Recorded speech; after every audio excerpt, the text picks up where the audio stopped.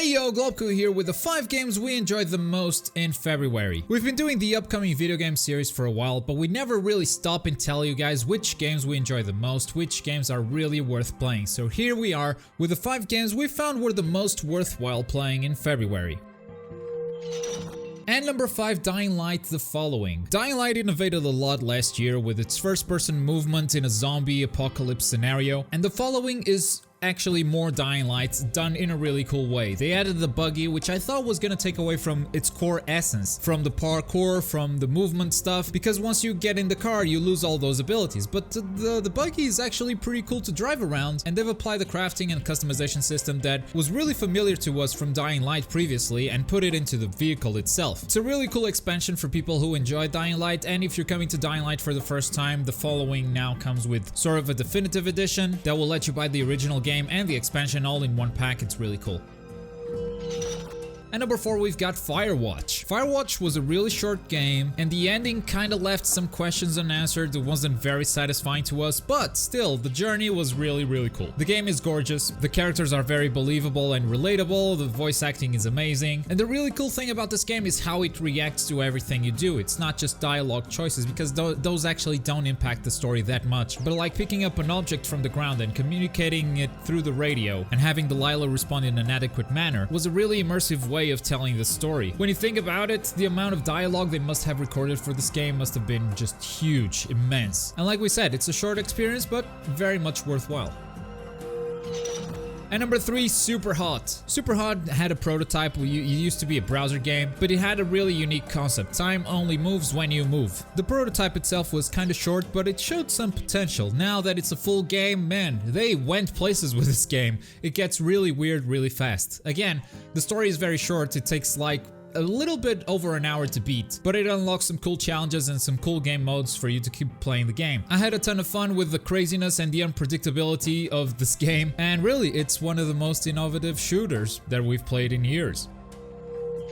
And speaking of first-person shooters, at number 2 we've got Daggers. It's not as innovative as Superhot, not nearly as innovative as Superhot. In fact, it's very retro in its style, in its presentation, in its movement. It feels like Quake in a way. But there's something about this game, I just cannot pin it down, that just makes you want to play one more round, and just one more after that, and just one more after that. Your goal is to survive for as long as you can. My current score is 90 seconds. So each round is gonna be pretty short, unless you're just crazy good about the game, which keeps you on the loop. Just one more, just one more, just one more. The monsters spawning are always the same. Their locations might be randomized, but the monsters themselves are not. And apparently the game has like 13 boss fights, and if we watch the number 1 guy on the leaderboards, he's defeated like 1 of those bosses. Like, there's so much content here that no one has discovered yet. It's mysterious and it is super addictive. And at the same time, it's very straightforward. Shoot dudes and survive. Very simple game and totally worth the $5 it costs. And at number 1, I'm super biased, but Naruto Shippuden Ultimate Ninja Storm 4 takes it for me. I've been in love with the Naruto fighting games for a while, ever since the PlayStation 2 era, I believe, with the Ultimate Ninja series, and Storm 4 is just the best one of them all. And also, it represents the end of the anime, the end of the manga. It tells the story up till the end of that saga, which is a series that I've been following since I was a kid. And it was animated really well in story mode. Things got emotional, it was a mess of tissues around my house for a while. It's just so well done. And it's not just in terms of storytelling, the new fighting mechanics are really cool.